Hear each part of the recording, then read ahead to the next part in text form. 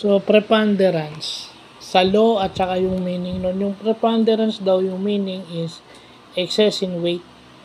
So, sa law, ginagamit yung preponderance of evidence para patunayan kung sinong mas tama sa kanila.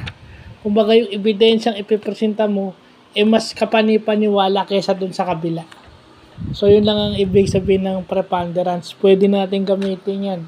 I-apply natin yung mas malakas na information at saka yung data. So, yun yung importanteng malalaman at gagawin natin mamaya. So, hindi. Ano pa natin yan bago tayo gumawa ng final. So, sinisimulan ko na. So, yun lang yung meaning natin ng preponderance. Napaka-importanting word niya. Kahit sa barangay, kailangan malaman yung preponderance na yan. So, hindi, sino dun yung mas kapanipaniwala? Kasi ibig sabihin mas mabigat, mas may dating. Hindi lang basta may dating, mas may bisa.